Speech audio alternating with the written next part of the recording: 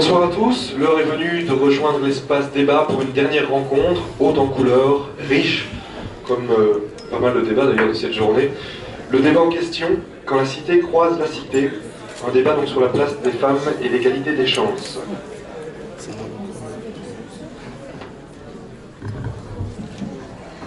Bonsoir.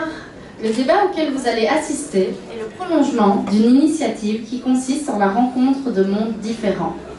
S'ils sont différents, sont-ils forcément opposés? Construire des ponts entre les différentes formes d'expérience, les différentes formes de savoir, telle est la mission, entre autres, de la Maison des Sciences de l'Homme, qui est très fière, en ce jour, d'animer cet échange autour de la place de la femme et de l'égalité des chances. Je cède tout de suite la parole à Vanessa Van Dijk, la responsable de la Maison des Jeunes de Saint-Nicolas, qui va nous expliquer le projet Recueil. Bonsoir à tous.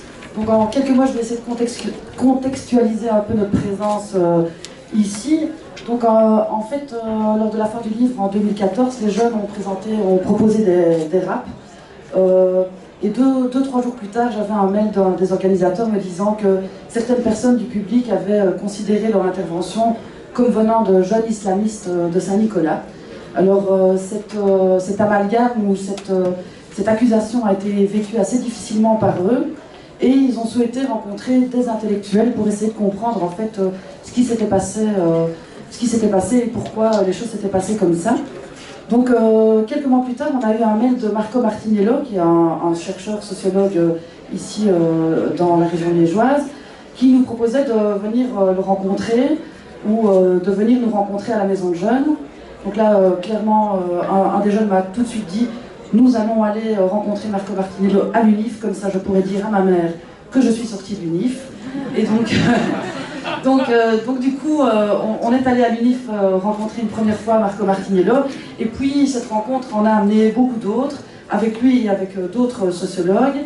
On a senti chez les jeunes une espèce d'émulation, une espèce d'envie d'apprendre qui grandissait jour après jour, et un constat, celui de se dire c'est fou, les textes académiques parlent de nous, parlent de la banlieue, parlent de l'immigration, parlent de la cité, mais ils sont très difficilement réappropriables par nous.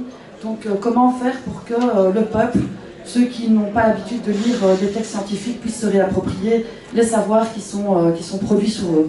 Et donc le débat aujourd'hui, c'est un peu l'idée, c'est un peu essayer de permettre à ces différents mondes de se rencontrer, de discuter autour de deux thèmes, l'égalité des chances et la place de la femme, deux thèmes que les jeunes souhaitent développer dans un livre. En fait, là, ils ont envie d'écrire un livre avec des sociologues, avec des politologues, un livre qui serait aussi un livre audio et vidéo pour essayer de rendre les savoirs accessibles à un maximum de personnes. Donc je me tais et je leur laisse tout de suite la parole.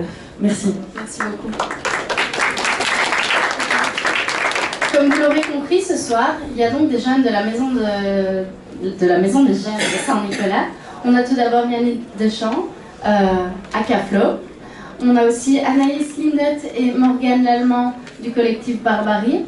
Mais à côté de ces jeunes, et d'autres jeunes dans le public qui prendront également la parole et que je présenterai, à côté de ces jeunes, nous avons l'honneur d'avoir Madame la ministre Simonis et Michel Barr. Je cède maintenant la parole à Anaïs pour qu'elle nous explique le projet du collectif Barbarie. Alors, Barbarie est un collectif de jeunes filles de la Maison des Jeunes de Saint-Nicolas. Et depuis 2012, nous nous questionnons sur des problèmes de genre et d'égalité dans notre société. Ensemble, nous voulons dénoncer des injustices à travers la célèbre figurine Barbie, considérée comme la femme parfaite dans notre société. Dernièrement, nous avons réalisé des maquettes de Barbie qui mettent en scène nos injustices, accompagnées de son petit palini à autocollant, qui illustre et explique nos illustrations, nos réalisations. Ensuite, on a fait une exposition photo sur le thème « Les apparences sont trompeuses », avec également son petit palini qui raconte et explique nos maquettes, nos photos. L'année dernière, nous avons réalisé un petit film d'animation de 5 minutes qui explique l'ensemble de nos projets, qui nous sommes et nos actions. À l'avenir, nous aimerions agrandir notre collectif par la venue de filles ou de garçons mais aussi on aimerait que Barbarie devienne un outil pédagogique et dans le meilleur des mondes, transformer les choses et les pensées.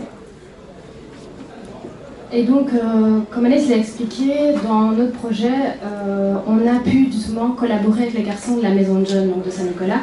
Donc notamment un garçon qui par exemple a fait une maquette en mettant en scène son injustice à lui d'homme, on va dire ça comme ça. Et les garçons ont aussi justement créé un texte de rap qu'on vous présentera plus tard sur la place de la femme. Et donc cette année, on a aussi justement décidé de au-delà à élargir un peu nos réflexions et s'enrichir des autres en allant faire ce qu'on appelle une vidéo micro-trottoir, en allant questionner diverses personnes, divers jeunes qui venaient comme ça à la maison jeune, donc pour traiter justement cette question donc des places de la femme, de la place de la femme et de l'égalité dans la société. Les objectifs de cette vidéo et son utilité, elle sert à sensibiliser, révéler nos témoignages, nos représentations, dévoiler nos pensées communes et complémentaires de jeunes et d'experts, rendre visible la réalité du terrain d'une maison de jeunes, solliciter un débat, organiser des conférences partant de la vidéo des jeunes, d'adultes et d'experts. Voilà, il me semble que ça fait 5 années maintenant que vous venez à la foire du livre avec la Maison des Jeunes. Est-ce que vous pouvez en dire un petit mot? Bah oui, donc pour dire, la première année qu'on est venu, limite c'était un peu pour faire plaisir aux éducs de la MJ, parce que on s'est retrouvés quand on disait oh oui les filles venaient à la foire du livre politique, on était là mais qu'est-ce qu'on va y faire, c'est quoi ce monde? Et quand on est arrivé ici, à l'époque c'était à la Souvenir, mais ça restait le même contexte et on s'est retrouvés un peu bêtes, on se dit bon c'est pas un monde qu'on connaît, les 3/4 des mots limite qu'ils utilisent nous on ne sait même pas, on comprenait pas ce qu'ils racontaient. Et donc justement d'année en année on a commencé à créer tout doucement notre place. On s'est rendu compte de l'intérêt que ce genre de choses, ce genre d'événements pouvait nous apporter. Et donc on a justement au fur et à mesure prouvé à Jérôme ce qu'on valait et lui il nous a commencé à nous donner sa confiance. Et donc c'est comme ça qu'aujourd'hui il a pu nous donner de plus en plus de place aussi à la foire du livre. Il y a 5 ans, jamais de la vie on serait venu ici devant vous comme ça à vous parler.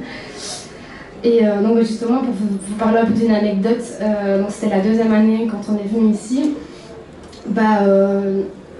On s'est retrouvés un peu bêtes parce qu'on avait un stand avec tous nos petits trucs toutes mignonnes de Barbarie, tout ça. Donc notre première expo qui venait vraiment du cœur. Et un homme est arrivé et nous a dit ouais vous êtes des féministes et limite. On s'est senti agressés. Mais en fait on savait même pas pourquoi parce qu'après on a regardé tous les deux Vanessa en lui disant mais c'est quoi être féministe? C'est quoi tous ces mots qu'il utilise que limite on ne comprenait pas? Et donc au final, ça nous a poussé à se renseigner, à se rendre compte, à aller rencontrer justement diverses personnes, des sociologues, des chercheurs, aller lire des livres, non. Donc voilà, c'est un peu comme ça. Au final, on se rend compte de l'intérêt de venir ici, tout ce que ça peut nous apporter, et au final, ce que ça peut apporter à l'autre monde, je vais dire ça comme ça. Moi, pour ma part, j'ai tendance à être moins optimiste que Morgane. Lorsque je me pose la question de savoir si ce que nous faisons change les choses, j'ai tellement envie de viser haut et loin que les petits changements, je ne les vois pas. J'ai envie de viser trop haut en fait. Et pour vous raconter, nous avons été dans une maison maternelle, expliquer notre projet avec nos maquettes, etc. Et c'est vraiment elles qui m'ont fait voir que c'est vrai que notre combat, il sert à quelque chose. Merci beaucoup. Madame la ministre, que pensez-vous de cet engagement qu'ont ces jeunes filles avec leur collectif et du fait qu'elles viennent à la foire du livre politique? Bonsoir d'abord à toutes et à tous. Très heureuse d'être ici et d'en revoir certaines et certains à nouveau, puisque ce n'est pas la première fois. Et leur témoignage, évidemment, qui me fait plaisir, mais bon, c'est pas vraiment ça l'important. Je crois que ce qui est important, c'est qu'il y ait vraiment une prise de conscience de la part de ce collectif des questions qui touchent aux inégalités de manière générale et à l'inégalité entre hommes et femmes, mais plus largement aussi à la persistance de stéréotypes très importants dans notre société. D'une manière, on y reviendra sans doute, mais d'une manière plus large, ce qui est intéressant aussi, c'est de bien montrer à quel point le travail d'une maison de jeunes et l'ouverture sur tous les possibles, je dirais, dont la participation à cet événement, mais c'est qu'un exemple, est pour moi extrêmement important dans notre société, sans doute plus que jamais, quand on regarde un peu tout ce qui se passe dans le monde, près de chez nous ou un peu plus loin. C'est de travailler, bien sûr, avec des jeunes, c'est bien, c'est encore mieux aussi avec des enfants, dès le plus jeune âge, à développer l'esprit critique, à développer la participation, bref, à ce qu'ils soient outillés pour être des citoyens à part entière, et des citoyens qui partagent évidemment des valeurs progressistes, même si on peut avoir des nuances et des divergences qui visent en fait le progrès d'une société. Voilà. Merci beaucoup. Monsieur Barr, vous êtes sociologue et vous faites partie du processus. Est-ce que vous pouvez justement, avec votre casquette de sociologue, nous en dire un mot? Tout d'abord une expérience personnelle, donc très enrichissante et de belles rencontres. Et puis alors en tant que sociologue, ce qui est intéressant, c'est de voir justement la rencontre entre les savoirs dits scientifiques sociologiques et les savoirs ici de jeunes citoyens. Et ce qui est intéressant de voir, c'est comment la sociologie, donc là la difficulté était bien entendu l'exercice de traduction, donc comment traduire en des mots simples des concepts, j'y arriverai, qui sont parfois très compliqués, c'est le cas de le dire, voilà, ça s'illustre bien. Et c'était aussi pour voir à quel point les études peuvent illustrer les expériences personnelles, parce que dans nos rencontres, on est vraiment parti des expériences des jeunes qui se sont racontées. Et c'est là qu'on peut, et c'était un peu tout le processus pendant les conversations, les entretiens, c'est de voir à quel point les jeunes, c'est de leur montrer, je ne suis pas seul et unique responsable de ce qui peut m'arriver. Donc il y a aussi des explications contextuelles, environnementales et autres. Et donc ça, je pense que c'était vraiment intéressant. La deuxième chose qui est intéressante, je pense, et ça c'est assez exceptionnel, donc il faut le souligner, quand il y a des sentiments d'injustice, c'est pas pour ça qu'il y a directement des mouvements de revendication et des prises de parole. Ici, il y a une prise de parole, mais en plus qui n'est pas individuelle, qui est collective. En plus de ça, ça se transforme en un projet, qui est un projet qui a pour volonté de sensibiliser les autres. Donc on est vraiment on monte en généralité et on monte dans la dimension collective. Donc il y a vraiment mais tout ça, de nouveau, parce qu'on parle d'égalité des chances, c'est aussi parce que ça a été... Ils ont eu la chance, je vais dire, d'être bien appuyés, d'être bien, accompagnés par l'équipe éducative qui s'inscrit très clairement dans un processus de pédagogie permanente et populaire. Et donc ça a permis vraiment les expressions. Mais donc c'est très rare de partir d'un sentiment d'injustice jusqu'à un projet de sensibilisation et qui là, d'ailleurs, parce qu'on est dans la phase d'évaluation par rapport à ça, et donc ça va continuer puisque l'objectif est d'aller vers les autres maisons de jeunes. Voilà, je ne dirai pas plus. Yannick, peux-tu nous en dire plus sur ces rencontres qui... Yannick, je te demande juste à l'instant d'en dire plus, si tu sais, sur ces rencontres qui semblent inspirer ton rap. Donc d'abord, bonjour, enfin bonsoir plutôt. Voilà, avant tout, je tiens à expliquer que moi, quand j'étais enfant, mon rêve c'était de devenir Premier ministre. Je ne sais pas comment, je ne sais pas pourquoi, mais voilà. C'était voilà, c'est ce que je voulais. Ma maman, avec beaucoup d'ironie, me disait ouais, t'as intérêt à apprendre à mentir. Et donc, mais voilà, j'ai vite compris que la réalité fait que c'est pas donner la chance à tout le monde de devenir Premier ministre ou avocat ou des choses comme ça. Donc, je me suis rendu compte, entre autres, en allant en première secondaire à l'école à l'abbaye de Flône, qui est une école assez stricte, qui a par exemple des règles comme le port d'un certain uniforme, surtout les couleurs. Les couleurs doivent être classiques, donc pas de logo, hein, barbarie. Et donc voilà, donc je me suis vite senti concerné par rapport à ce qui se passait autour de la maison des jeunes, sur le fait de traiter des thèmes comme la place de la femme ou l'égalité des chances. Et donc voilà, après quelques échanges, dont un avec Michel, j'ai eu l'envie d'écrire un texte sur l'égalité des chances et que j'ai nommé Rite économique et solidarité. Et solidarité, en fait, on va dire c'est le bonus, c'est le troisième couplet qui a été écrit pendant une conférence sur la solidarité. Et voilà. Et Michel va un tout petit peu nous en parler. Oui, en fait, je regardais parce que j'attendais le dessin en fait sur le PowerPoint pour illustrer justement le concept d'égalité des chances. Mais bon, voilà, je pensais qu'il arrive ou pas, je sais pas. Oui. On est trop rapide, en fait, on a tellement été bien drillé à parler qu'une minute ou deux, en fait, on en avance. Ça arrive, continue, parce que ça concerne. Ah ok, d'accord. Tu peux peut-être expliquer la chanson d'ores et déjà. Oui, d'accord, donc je l'ai déjà expliqué, mais bon, dommage, enfin, on va revenir sur le dessin. Donc le concept d'égalité... Ah ben voilà.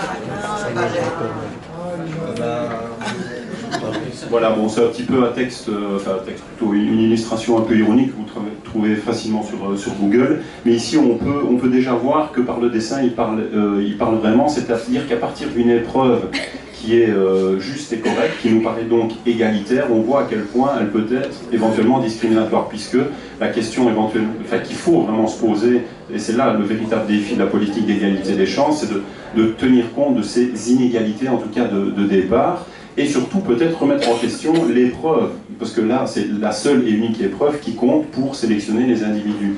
Donc là aussi, et là on est vraiment dans le référent normatif, et on voit dans le texte de Yanni, que vous allez entendre par la suite et pouvoir lire aussi les paroles, on voit vraiment qu'il est à cheval, donc il emploie vraiment ces termes-là, il dit, je vais reprendre vraiment ces mots, je suis un funambule en équilibre, j'esquive, et donc j'hésite toujours entre être d'un côté passif, avec tout mon déterminisme qui pèse sur moi, et de l'autre côté, avec tout mon activisme, mon élan, mon projet, avec simplement ma liberté, mon autonomie en tant que sujet. D'ailleurs, je trouve que le titre du texte est vraiment super bien choisi, entre solide et raté, solidarité, bon voilà le jeu de mots. Et vous allez voir que dans le texte, il est tout le temps en train de parler, à la fois, je suis éclairé, je vais vers la lumière, mais d'un autre côté, il y a la pénombre, le noir, l'aube et tout ça.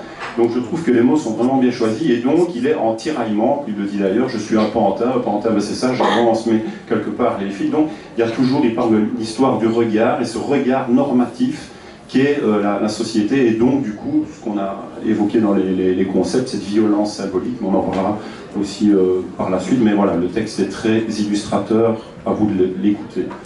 Merci, je propose tout de suite qu'on écoute Yannick qui rappe son texte. Yannick,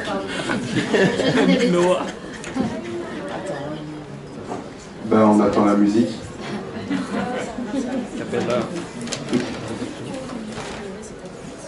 Bon, je préfère.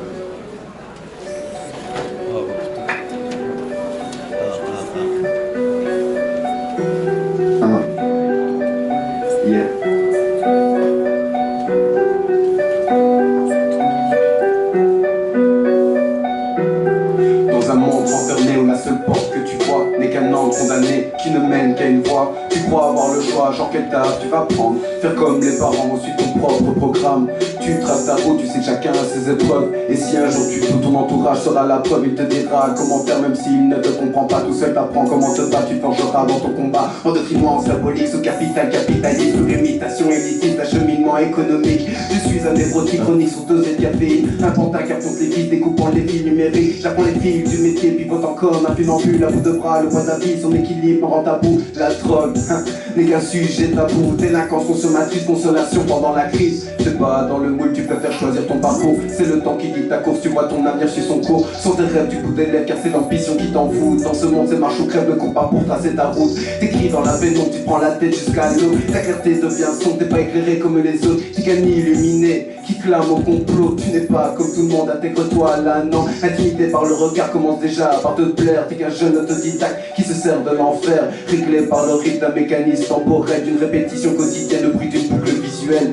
Tic, tac, poignet, elle te marque à ton poignet, prouve-lui que t'as de la poigne. Tic, tac, ne se presse pas, ne baisse pas, represse-toi, la vie pour qu'elle départ. La tête de haut en bas, les idées rebondissent, les phrases retentissent, je peux pas croiser les bras. Je me levais du P3, me dire que tout va bien, avec le soutien des miens, je ferai le bon choix.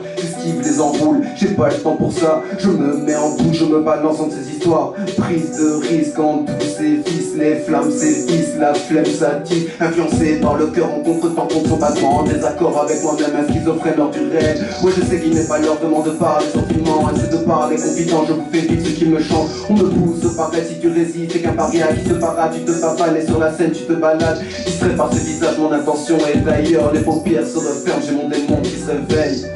Frère, la pression est là, l'angoisse menace, je sens qu'elle m'observe. Entre mon art et mon taf, je ne sais plus comment faire, quelle direction dois-je prendre, j'ai l'impression de me perdre. Je suis qu'un fils de chômeur endetté en l'été, en effet, ces effets nous infectent de méfaits. On enterre le respect, car la jungle nous a élevés sous les larmes du décès. L'insomnie nous a versé, mon espoir m'a berné, donc j'agis comme un borné. J'ai l'envie de m'en sortir, j'ai déjà affronté le pire, accompagné par la faim. J'étais foutu d'avance, vous me tendez la main, je me raccroche à la chance.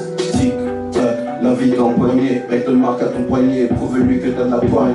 Tic, tac, ne stresse pas, ne presse pas, ne baisse, ça redresse, sur la temps pour qu'il départ. Débattons-nous pour prouver ou poussons-nous à l'échange. Débattons-nous ou causer un matraquage constant. Mérite tes droits dont celui donne rien dire et donc soumets-toi si tu veux t'enrichir. Fataliste et le pauvre mathématique et sa chute. Activiste dans la faute, prend sa plume et l'affûte. Venant du fond, tu vis l'enfer et son décor, percutant son plafond. Sa limite te rend plus fort, tu as l'air d'un démon. Scellé par son sort, enchaîné dans la lave, tu te rattaches au corps, discriminé par vos croyances. Le pareil pousse au jugement originaire du délinquant, de pauvre perdu d'avance. C'est l'humeur du pessimisme, le défaitisme est à l'honneur.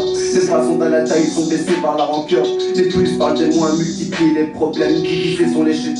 Chacun dans son domaine, l'opposition m'intègre. Je cultive l'argument, l'imposition me sert, car ces corps sont étouffants. Anticonformistes contre la norme et son confort sous la doctrine qui se renforce. La désamorce comprend le torse, responsable de ma perte. J'ai les mains dans la merde, serré en alerte, les portes sont ouvertes. Le passage est forcé, la chance me dégage dans ma rage se forger. J'ai l'envie qui émane. Merci.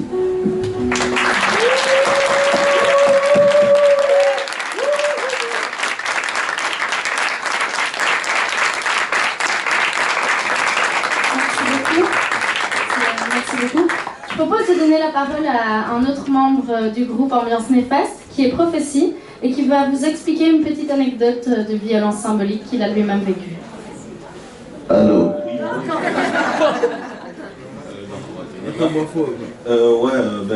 Moi, mon expérience, c'était la première fois que je suis rentré en cours de droit, après la réto.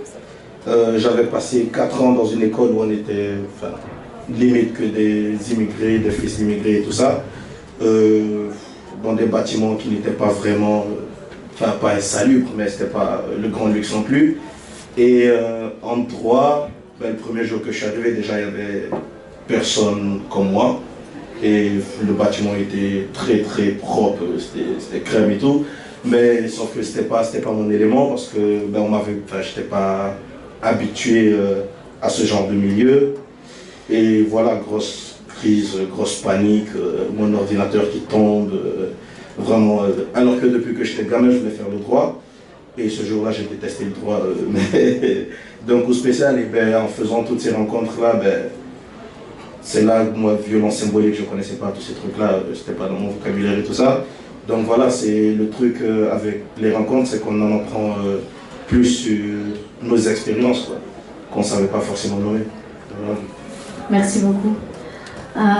Je vous propose maintenant, comme on vient d'entendre, nombreuses sont les injustices. Ces petits moments qui pour certains sont insignifiants sont autant d'affronts à la notion d'égalité et à la notion d'égalité des chances. Nous allons à présent aborder, grâce à une vidéo, 2 questions plus précises. Tout d'abord, qu'est-ce qu'une femme? Ensuite, en quoi et pourquoi les femmes seraient-elles le plus douées?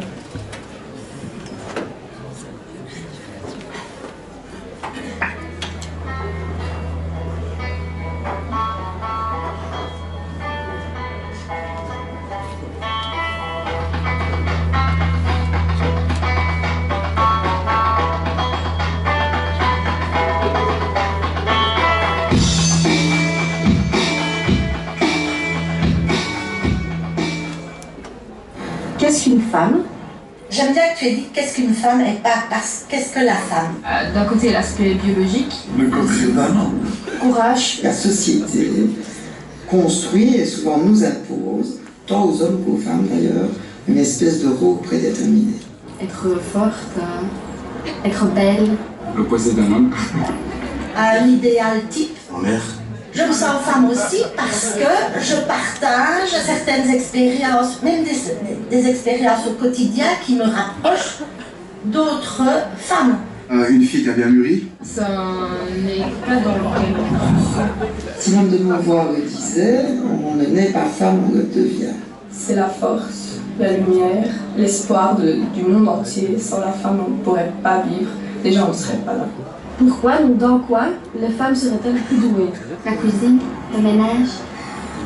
J'ai tendance à dire tout. Ça c'est physique parce que... La cuisine. Ce qui est artistique et tout ce qui est diplomatie. Mais bon, ça c'est horrible sans moi, donc voilà. Je pense que c'est plus des trucs qu'on dit à la femme, mais toi c'est dans ça que tu dois être plus doué. Sinon je pense que la femme peut être aussi douée qu'un homme dans tous les domaines. Ils peuvent être tout à fait doués dans tous les métiers qui existent, comme les hommes peuvent être aussi. Faire la même chose que les hommes. On voit très bien que plus, je veux dire, la société change et plus la mixité se met en place et plus les filles et les garçons ont les mêmes loisirs, plus les différences s'amenuisent. Plus douée avec les bébés, voyons quelle idée. Le ménage et tout, et la vaisselle, tout, ils sont plus doués que nous. Parce que nous, on va me donner là-dessus et mais ça va faire, ça va être chaud. Eux, ils sont plus doués, ça c'est tout. Une femme peut faire de la cuisine, comme un homme peut faire de la cuisine, comme un homme peut faire le ménage, comme une femme peut faire le ménage de la même manière. On est les meilleurs tout simplement, c'est tout mieux faire. Mais on estime encore qu'il y a certains métiers qui ne sont pas trop pour les filles ou que certains métiers ne sont pas trop pour les garçons. Donc c'est ça qu'il faut essayer de changer, je crois. Sinon, si on était resté avec cette vision-là, il n'y aurait pas aujourd'hui des femmes qui font de la politique, par exemple. Qu'est-ce que l'humain peut faire, pas qu'est-ce que la femme peut faire. Parce que ce que l'homme peut faire, la femme peut très bien le faire aussi.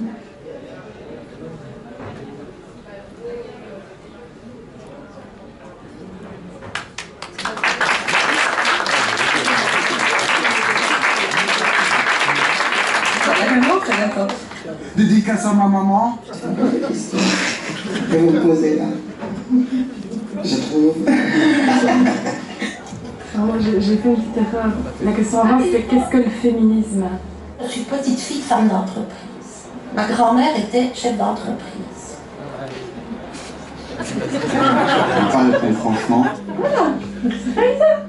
Ça va? C'est pas difficile. Bon, je suis sûre que je Très clair, non, tu bafouilles pas. Je suis féministe. C'est fort pour ce fait. Girl power.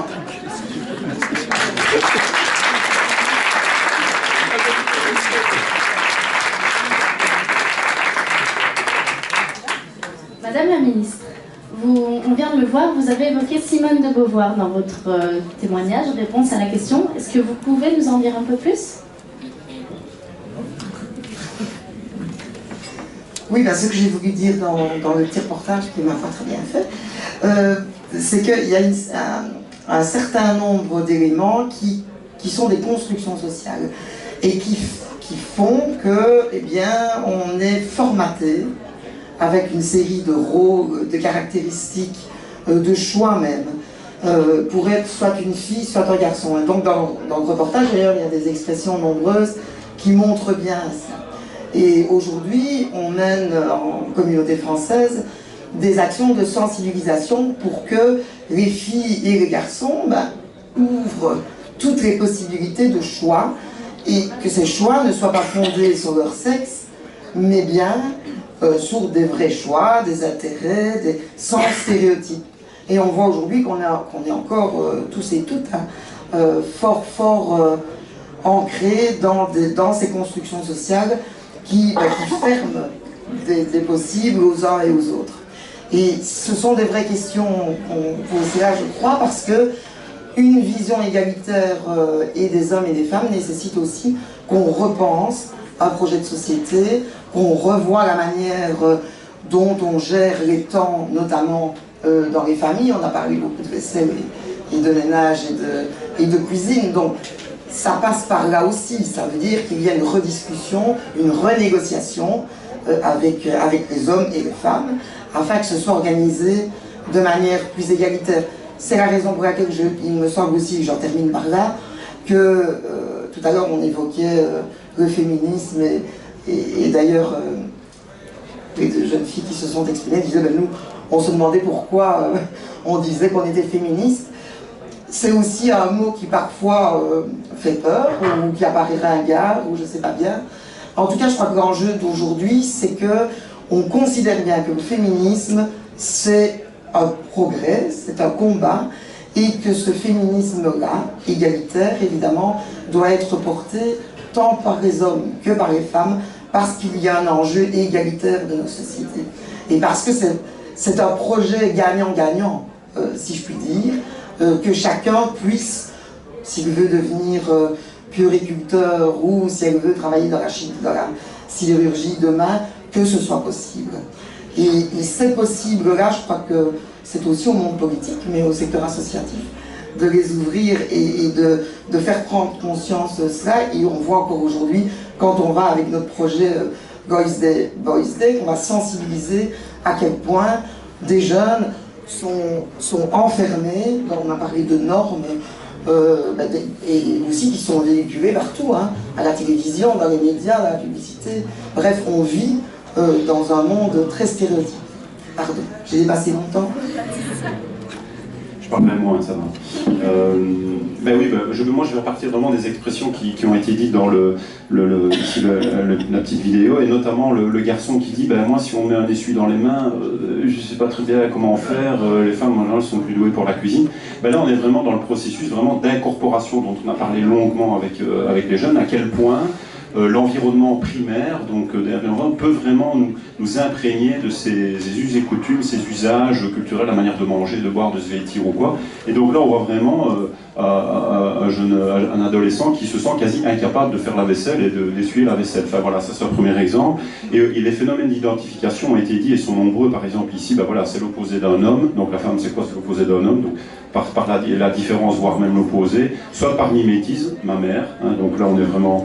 Et alors, effectivement, je reprends le discours de Madame la Ministre qui rejoint un discours d'une jeune fille en disant que ben voilà, on n'est pas femme, on le devient, et donc la jeune fille dit bien, c'est bien un état, et donc un état vraiment qui évolue, donc vraiment au fil du temps, en fonction justement des rencontres et justement de ces expériences ici un peu agressantes, on va dire ça comme ça.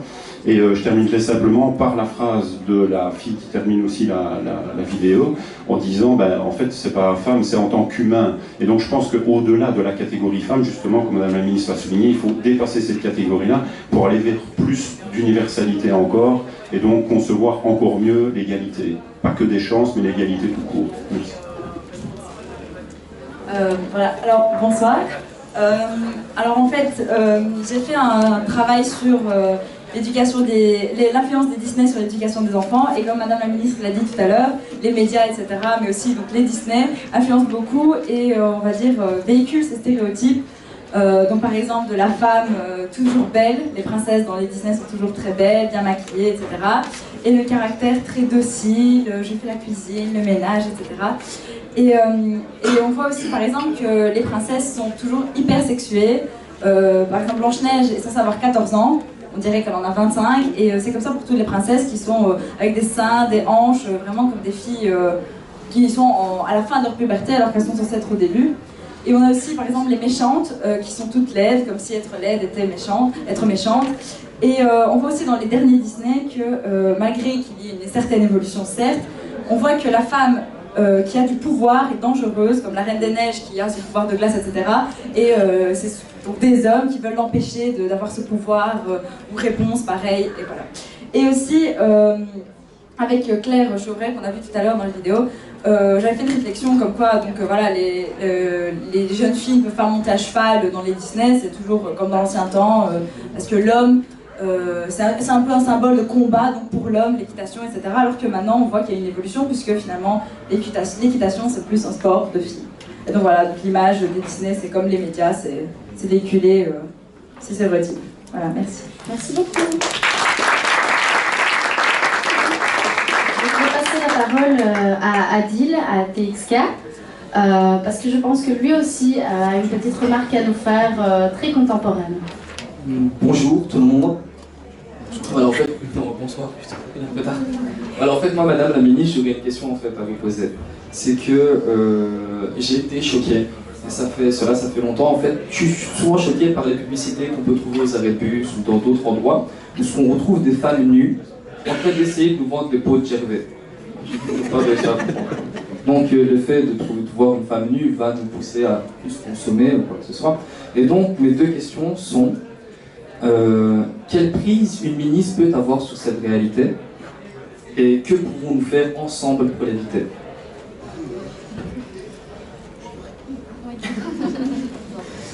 Ouais, je crois qu'une ministre peut quand même faire un certain nombre de choses. D'abord, une ministre est là pour prendre de nouvelles législations, pour mieux protéger les personnes quand elles sont discriminées.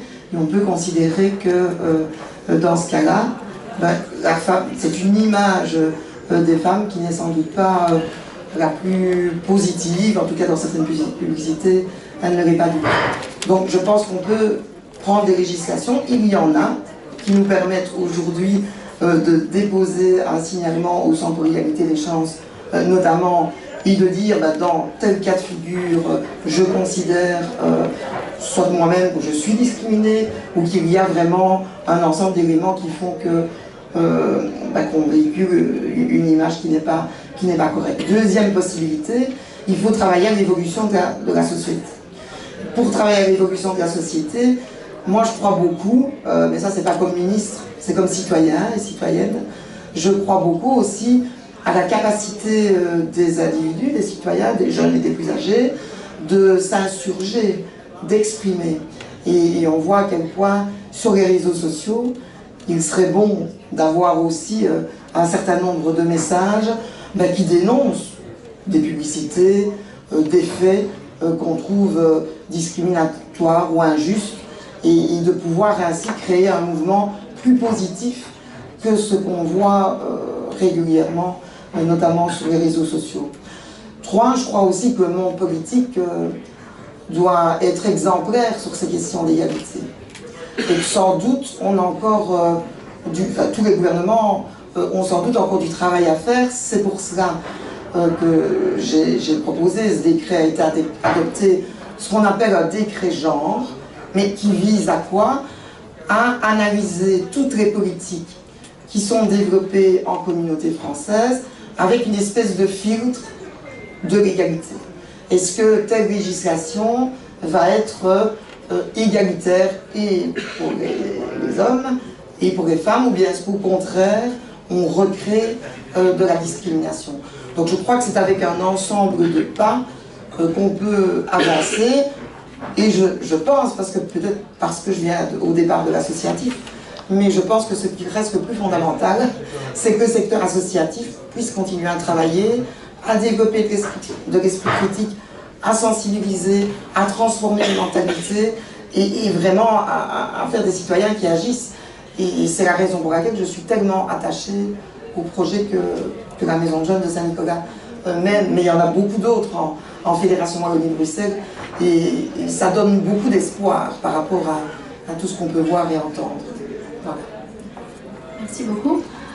Toujours sur la question des femmes, Yanni a un texte qu'il voudrait nous expliquer, qu'il a écrit et qu'il voudrait nous expliquer.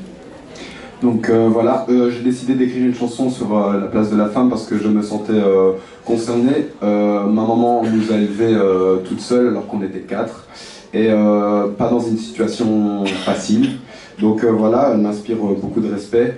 Et puis la première fois que j'ai entendu l'expression « sois belle et tais-toi », c'était maman qui m'expliquait que son père lui disait ça, donc mon grand-père lui disait ça, et les oncles, etc. Donc voilà, je pensais directement à ma maman. Et puis aussi parce que j'ai un énorme respect pour le projet Barbarie, donc je trouve ça important aussi de montrer aussi ce qu'on pense par rapport à la société, de vouloir faire bouger les choses, et entre autres avec ce thème-là. Donc en remerciement, j'ai écrit Leïla, qui sera qui sera chantée plus tard. Moi, je vais vous expliquer l'histoire de la chorégraphie de Leïla. L'histoire commence, il fait noir, tête baissée, je me sens renfermée dans ce rôle prédéfini de la femme dans la société. Repasser, nettoyer, aspirer ou border un bébé. Boum, je m'arrête, figé. Boum, je relève la tête et je me réveille. Ce n'est pas ce que je veux et je danse pour me libérer. Un sifflement du mec pour attirer son attention, dit-il. Mais sache que ma seule réponse sera de te dévisager. Le casque sur la teuté avec une dégaine de tueur. Mais je ne fais que me moquer de toi en imitant l'allure que tu prends. La meuf vient du quartier, elle ose faire face sans pudeur. Je danse et je vous fais face sans pudeur. Et bang, que tout s'arrête, elle veut faire un tri dans toute sa tête. Ça tourne, tourne et tourne, c'est le bordel dans sa tête. Elle veut ses propres ailes, qu'elle lève vers le ciel, pour à tous leur prouver qu'il n'y a pas que les mecs, elle aussi peut bricoler. N'oublions pas que l'industrie a la mainmise et qu'elle nous manipule tel des pantins au bout d'un fil. Elle a besoin de gros changements et de partir en exil, mais tout derrière elle l'en empêche et la tire. Mais à force de persister, elle finit par réussir à s'échapper. Merci beaucoup.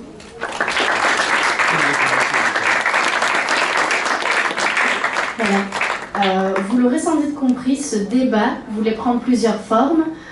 Il y a évidemment, au-delà des mots d'Anaïs qui viennent de vous expliquer la chorégraphie en elle-même, qui serait difficile à faire sur une table.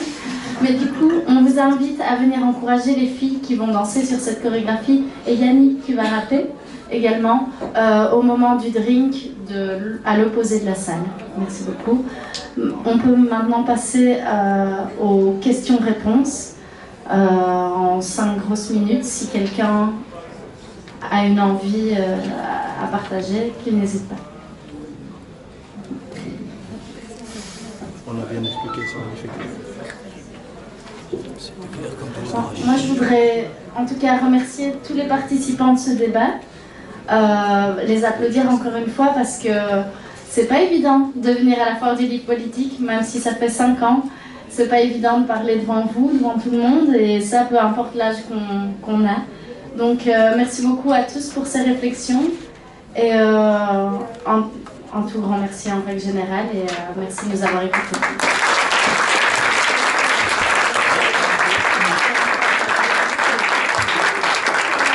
Merci. Ça sent un peu la fin de la journée, c'est pour ça que j'ai une bière. Cela dit, j'ai une bière à midi en main, mais j'ai été faire une sieste pendant 4 heures. Un grand merci, et ça fait des années que vous êtes là, et on s'est rencontrés un peu par hasard, et en fait on pourrait dire qu'on s'instrumentalise réciproquement, on pourrait dire qu'on se rend service réciproquement, mais je pense qu'on peut dire qu'on avance vraiment ensemble, et c'est extraordinaire parce que la politique, c'est pas uniquement pour les gens de 70 ans, 60 ans, 50 ans, 40 ans, 30, 20, et alors ça descend, ça descend, ça descend. Et donc vraiment un grand merci. Alors je voudrais quand même aussi, puisqu'on parle de jeunesse, appeler Sarah Janssens, très important, parce que la Foire du livre politique, c'est une petite structure, c'est une SBL, et pendant les années je l'ai fait, je ne vous dirai pas pourquoi j'ai créé la Foire du livre politique, mais avec le temps, j'ai passé la main, plus ou moins, et puis pendant les années, Geoffrey Grandjean, à l'Université de Liège, a géré le dossier, mais il avait d'autres obligations. Et l'année passée, il m'a dit, en toute amitié, on s'entend très très bien, je ne saurais plus le faire, pour différentes raisons. Il faut que... Et alors, j'ai rencontré Sarah Janssens, on s'était rencontrés par d'autres canaux, et c'est elle qui a géré le dossier. La Foire du livre politique, c'est Sarah Janssens, et franchement, je pense qu'elle mérite l'applaudissement.